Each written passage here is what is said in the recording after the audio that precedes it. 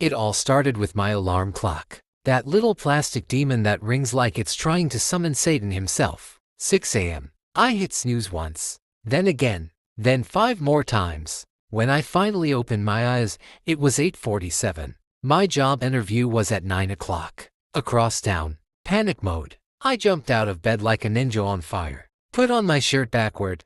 My tie looked like a dying snake. And my hair, let's not even talk about it. I grabbed what I thought were socks. One was blue, the other was a glove. No time to care. As I sprinted out the door, I realized I hadn't brushed my teeth. So, I did the only logical thing, grabbed a tube of toothpaste, squeezed it directly into my mouth, and hoped for the best. Then came the bus stop.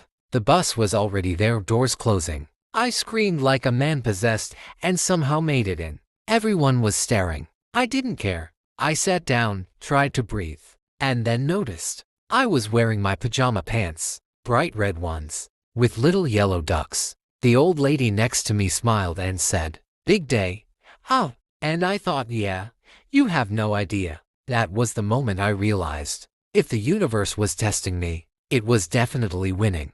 I finally made it to the cafe next to the office, barely breathing, still in those ridiculous duck pajamas under my coat. My plan was simple: grab coffee, fix my hair in the bathroom, pretend everything was fine, easy. Except, nothing about that morning was easy. I ordered a large black coffee. The barista smiled and said, "Name?" I said, "Dan." She wrote "Damn" on the cup. Maybe she knew something I didn't. As I turned to leave, I bumped straight into a guy carrying 3 coffees. They went flying like a slow-motion explosion of caffeine and regret. The whole cafe went silent. Everyone stared. The guy's shirt looked like a modern art piece made of espresso and milk foam. I tried to apologize, but all that came out was, extra cream. He didn't laugh, but the barista did, loudly. Then, as if the universe hadn't had enough fun yet, I realized the manager of the company I was supposed to interview with was standing right there, coffee dripping from his sleeve. He looked at me, squinted, and said, "You're Dan, right?" I froze. My brain screamed, "Run, just run," but my mouth betrayed me again. Technically, it's "Damn, sir." That was the moment I knew this day wasn't done destroying me yet. After the coffee disaster, I thought the worst was over. I was wrong, so wrong. The interview was on the 12th floor. I stepped into the elevator, still trying to wipe coffee stains off my sleeve, pretending I looked like a functioning adult. Inside were 3 people, a woman scrolling on her phone, a man humming loudly, and one guy who looked like he hadn't slept since 1999. I pressed 12. The doors closed. Peace. Then, the sudden clang. The elevator stopped. No movement, no sound. The humming guy stopped humming. The woman looked up from her phone, and the tired man said quietly, "Great, we're stuck." My brain immediately went into panic mode. What if we die here? What if this is my new home? Will I ever see real sunlight again? The humming guy started pressing buttons like a toddler playing piano. The woman called for help, and I decided to be the calm one. "Don't worry," I said. "I've seen this in movies. Someone will come."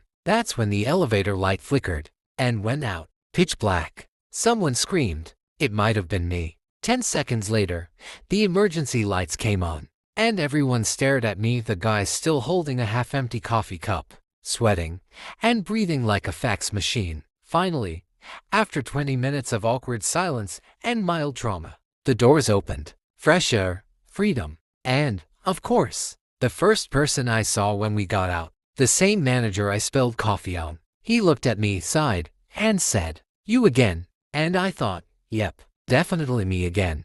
By the time I finally reached the office, I looked like someone who had fought a hurricane and lost. Coffee stains, wrinkled shirt, and a tie that had clearly given up on life. The receptionist smiled politely and said, "Mr. Dan," or should I say Mr. Dam. Apparently, the barista's spelling error had spread like wildfire. She led me into a glass meeting room where the manager, the same coffee-soaked man from earlier, was waiting. He looked dry now, but not forgiving. "Have a seat," he said, like someone about to interrogate a spy. I sat. The chair made the loudest squeak in history. "Perfect." He glanced at my resume and asked, "So, Dan, tell me about your greatest strength." I panicked. My brain froze. The only word that came out was survival. He raised an eyebrow. Survival. Yes, I said quickly, trying to sound confident. I'm great at surviving difficult situations. He leaned back. Examples. I hesitated. Should I tell him about the coffee flood, the elevator trauma, the duck pajamas? No, play it cool. Well, I said, this morning I've already survived 3 near-death experiences before 9 a.m. He didn't laugh, but the intern sitting nearby did. The manager sighed. Let's move on. Then came the question I feared most. Why do you want to work here? At that moment, the only thing my sleep-deprived brain could think of was honesty. So, I said, because after today, I really need the health insurance. There was silence. Then, the manager laughed. A real laugh. He shook his head and said, you know what? You're ridiculous, but honest. Let's continue. And for the first time that day, I thought, maybe, just maybe, I'm not doomed after all.